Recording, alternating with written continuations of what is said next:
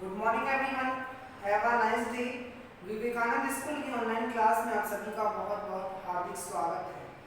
आज अपन बात करेंगे क्लास 8 की और क्लास 8 के अंदर अपना सब्जेक्ट है विज्ञान। विज्ञान विषय के अंदर हम चैप्टर नंबर 6 पढ़ रहे थे। लास्ट की क्लास में मैंने चैप्टर नंबर 6 का कुछ पार्ट कंप्लीट कर लिया था और आज इसका कुछ पार्ट अपन कंप्लीट कर लेंगे। चैप्टर नंबर 6 का नाम है दहन और ज्वाला। कि दहन के बारे में अपन ने बात कर लिया था कि जो पदार्थ दहन करता है उसे अपन क्या बोलते हैं, दाह्य पदार्थ कहा जाता है। उसके बाद में अपन ने बात कर ली थी ज्वलन ताप की। आपने देखा था ज्वलन ताप की अपन ने बात कर ली थी, वह न्यूनतम ताप, जैसे मैंने आपको इसकी डेफिनेशन भी लिखवाई थी। ज्वलन ताप क्या होता है? वह न्यूनतम ताप जिस पर कोई भी पदार्थ जलना प्रारंभ हो जाता है उसे अपन क्या बोलते हैं, ज्वलन ताप कहा जाता है। तो लास्ट अपन ने यहाँ तक कंप्लीट कर लिया था और आज अपन स्टार्ट करेंगे ज्वलनशील पदार्थ। कि ज्वलनशील पदार्थ क्या होते हैं। ज्वलनशील पदार्थ क्या होते हैं? जिन पदार्थों का ज्वलन ताप कम होता है, जिनका ज्वलन ताप कम होता है,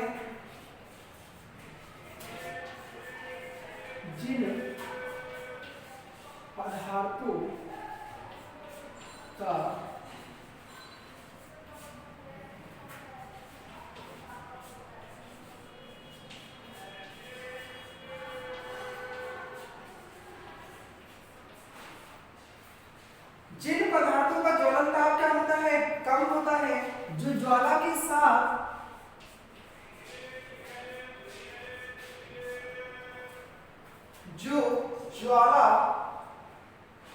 के साथ सरलता पूर्वक आग पकड़ लेते हैं,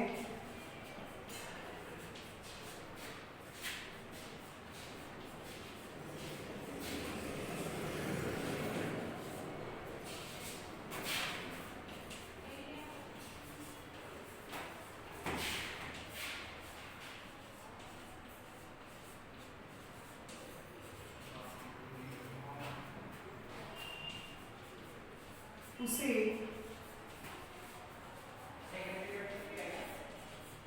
ज्वलनशील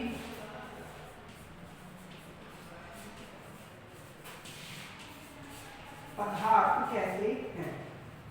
अब समझो मैं कहना चाह रहा हूं ज्वलनशील पदार्थ के बारे में। तो ज्वलनशील पदार्थ की परिभाषा क्या हुई, इसकी डेफिनेशन क्या हुई कि जिनमें पदार्थों का ज्वलन ताप कम होता है, जो ज्वाला के साथ सरलता पूर्वक आग पकड़ लेते हैं, उसे अपन क्या बोलते हैं, ज्वलनशील पदार्थ कहा जाता है। जिनका ज्वलन ताप कम होगा, जो ज्वाला के साथ आसानी से आग पकड़ लेंगे, वो सभी पदार्थ क्या कहलाते हैं, ज्वलनशील पदार्थ कहलाते हैं।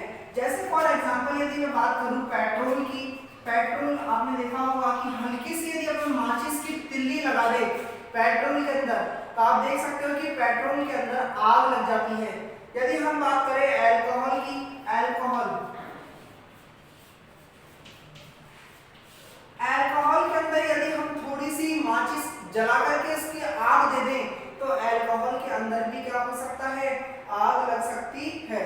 या हम बात करें एलपीजी की, एलपीजी का नाम आप सभी ने सुना है। हमारे घर में जो घरेलू सिलेंडर होते हैं, जो हमारे घर में लाल कलर के सिलेंडर होते हैं ना, उन सिलेंडरों को ही क्या बोला जाता है, एलपीजी गैस कहा जाता है। उन सिलेंडरों के अंदर एलपीजी गैस भरी हुई होती है। तो हम ये कह सकते हैं कि पेट्रोल में आग लग सकती है, अल्कोहल में यदि हम थोड़ी सी ज्वाला इसको दे दें तो अल्कोहल में आग लग सकती है। आपने कभी देखा है कि जो सिलेंडर होते हैं, सिलेंडरों के ऊपर यदि हम माचिस की तिल्ली या उनको कोई थोड़ी सी ज्वाला मिल जाती है तो क्या होता है, सिलेंडर फटने की आशंका रहती है। आपने देखा होगा कि कई बार किसी स्थान पर सपोज दैट माना कि आग लग गई, तो सबसे पहले मान लो उस घर के अंदर 5 सिलेंडर है, तो उन सिलेंडरों को घर से बाहर निकाला जाता है। क्योंकि घर से बाहर निकालने का कारण है क्योंकि यदि उन सिलेंडरों को थोड़ी सी भी आग मिल गई तो वो कुछ भारी दुर्घटना कर सकते हैं। तो इस तरीके से हम ये 3 पॉइंट हमारे ये है, पेट्रोल, अल्कोहल, एलपीजी, ये सभी क्या होते हैं, थोड़ी सी ज्वाला के साथ क्या होते हैं, जलने लग जाते हैं। और इन सभी तीनों पदार्थों को क्या बोला जाता है, ज्वलनशील पदार्थ कहा जाता है। अब यदि बात करें हम आग की, मान के चलो सपोज करो बड़ी दुकानें होती है, बड़े कारखाने होते हैं, या फिर घरों की यदि हम बात करें, किसी फैक्ट्री की यदि हम बात करें, तो आपने देखा होगा कि कई स्थानों पर आग लग जाती है। आग लगने के बाद में फायर ब्रिगेड को बुलाया जाता है। किसको बुलाया जाता है? Fire brigade.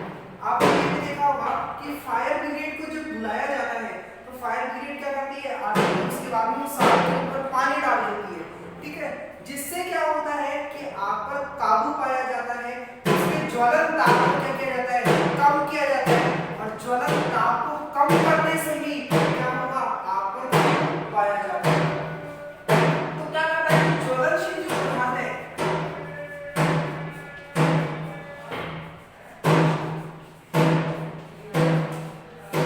जैसे ही वो पानी डालेगा तो पानी डालने पर क्या होगा कि ज्वलनशील पदार्थ के ऊपर जैसे ही पानी जाएगा तो क्या होगा? वो उस जल को क्या कर लेगा? ज्वलनशील पदार्थ को घेर लेता है, जिसके कारण क्या होगा कि ज्वलनशील पदार्थ जो है क्या होगा? जलना रुक जाता है। तो इस तरीके से हम आग पर काबू पा सकते हैं। आपने देखा होगा फायर ब्रिगेड आई, पानी डाली, जैसे ज्वलनशील पदार्थ पर पानी डालते हैं तो उसका टेम्परेचर जो है कम हो जाता है, और टेम्परेचर कम होने पर जो ज्वलनशील पदार्थ का तापमान यदि कम होगा तो वो ठंडा होना प्रारंभ हो जाता है। तो ये बात आप सभी को मेरे हिसाब से समझ में आ गई होगी, ठीक है।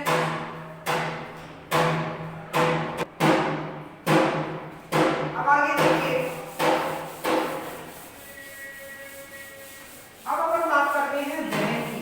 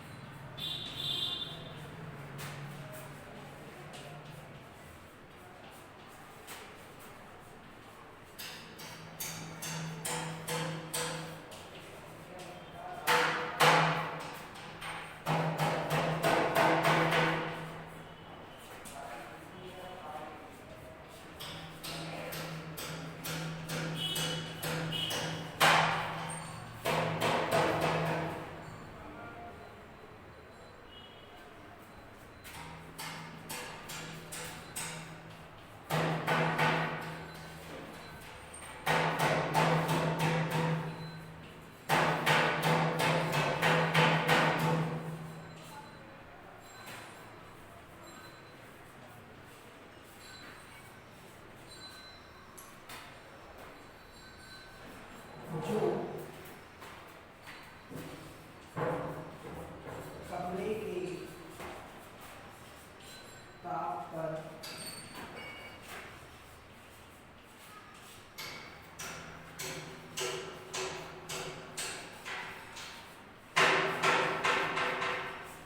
देखो मैंने कुछ लिखा है यहाँ पर।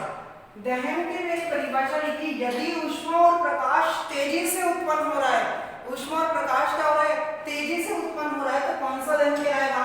तीव्र दहन कहलाता है। अब यदि हम एग्जांपल की बात करें तो एग्जांपल के अंदर आप देख सकते हो कि फास्फोरस जो होता है, फास्फोरस जैसे कुछ पदार्थ ऐसे होते हैं जो कमरे के टेम्परेचर को रुकने लगते हैं। आपने कई बार ये देखा होगा कि अंगीठी जो है, यदि हम सिगड़ी के ऊपर कोयला जला रहे हैं, ठीक है, आपने देखा होगा कि कई लोग क्या करते हैं, बाद के अंदर भी खबर आती है कि कोयले को जला करके रात भर सो जाते हैं। सर्दी के समय में कोयले को सिगड़ी पर जलने देते हैं और रात भर उसको जलने देते हैं और सो जाते हैं। उससे क्या होता है, यदि कमरा बंद है तो वो अंगीठी जो है उसके द्वारा जो विषैली गैस जो उठती है, कार्बन मोनोऑक्साइड जो गैस उठ रही है, वो गैस हमारे श्वास के द्वारा क्या होती है, अंदर प्रवेश करती है, जो हमारे शरीर को हानिकारक होती है। हमारे शरीर के लिए क्या होती है? हानिकारक होती है, जिससे उस व्यक्ति की मृत्यु भी हो जाती है। आपने ये भी देखा होगा और सुना भी होगा कि पीपल के पेड़ की यदि हम बात करें, पीपल के पेड़ के नीचे यदि कोई व्यक्ति रात भर सो जाए तो क्या होता है, क्योंकि रात में क्या करते हैं, पीपल के पेड़ ऑक्सीजन खींचते हैं और कार्बन डाइऑक्साइड ग्रहण देते हैं। ध्यान से सुनिएगा, पीपल के पेड़ क्या होते हैं, विषैली गैस उत्पन्न करते हैं, जिसके कारण उस व्यक्ति की मृत्यु हो जाती है। तो हम बात करें कि कभी भी हमें सिगड़ी पर कोयले जला करके सोना नहीं चाहिए, क्योंकि ये उसके द्वारा उत्पन्न विषैली गैस हमारी श्वास के द्वारा शरीर के अंदर प्रवेश करती है, जिससे ये हमारे शरीर के लिए घातक हो सकती है। ठीक है, तो ये बात में कुछ आपको समझ में आ गई होगी जिस तरीके से मैं बता रहा हूँ। यदि मैं बात करूँ कमरे के टेम्परेचर की, तो आप देखिए कमरे का टेम्परेचर नॉर्मली 27 डिग्री सेंटीग्रेड होता है। कितना होता है? 27 डिग्री सेल्सियस। यदि कमरे का टेम्परेचर 27 डिग्री सेल्सियस है तो फास्फोरस क्या करने लग जाएगा? जलना प्रारंभ कर देता है, कमरे के ताप पर ही जलना प्रारंभ कर देता है। ठीक है, तो यहाँ तक आपको समझ में आ गया होगा मेरे हिसाब से। आप नेक्स्ट देखिए,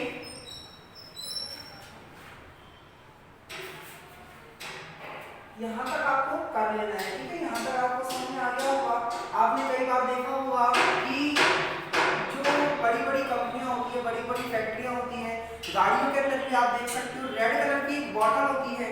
स्कूल, चिकित्सा भवन, चिकित्सा क्षेत्र के अंदर आपने देखा होगा कि रेड कलर की बॉटल जो है साइड के अंदर लगी हुई रहती है। ठीक है, क्यों? क्योंकि वो क्या करती है कि कुछ पदार्थ ऐसे होते हैं जब आग लग जाती है, उन पर उस बॉटल की सहायता से हम क्या कर सकते हैं? आग पर काबू पा सकते हैं। इस कारण वो बॉटलें लगाई जाती है और उसके अंदर, उस बॉटल के अंदर कौन सी गैस भरी होती है? Carbon dioxide. कौन सी गैस भरी होती है? Carbon dioxide. किसके अंदर? उस बॉटल के अंदर, जिसको हम क्या बोलते हैं? CO2 गैस भी कहा जाता है। तो आपको कई बार पूछ सकते हैं कि दफ्तरों के अंदर जो लाल कलर की बॉटल है उसके अंदर कौन सी गैस भरी होती है? तो आंसर क्या लिखना होगा? CO2 गैस या कार्बन डाइऑक्साइड गैस भरी जाती है। ये क्या होता है? सबसे अच्छा अग्निशामक होता है, CO2 है।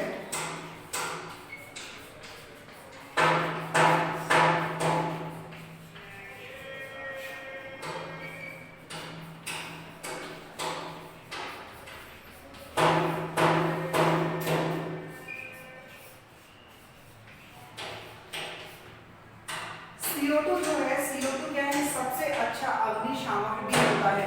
आग बुझाने के लिए CO2 का अधिकतर काम में लिया जाता है और बॉटल के अंदर भी CO2 का बहुत अत्यधिक उपयोग किया जाता है। तो आज अपन ने पढ़ा कि ज्वलन ताप क्या होता है। ठीक है, उसके बाद में अपन ने पढ़ा कि ज्वलनशील पदार्थ किसे कहते हैं। ठीक है, ज्वलनशील पदार्थ के बारे में अपन ने बात कर ली थी। मैंने 3 ज्वलनशील के एग्जाम्पल भी बताए थे, पेट्रोल, एल्कोहल और LPG। अब देखिए, अपन ने दहन के बारे में भी पढ़ लिया कि जो तीव्र गति से यदि ऊष्मा और प्रकाश दे रहे हैं तो क्या हुआ? तीव्र दहन कहलाता है।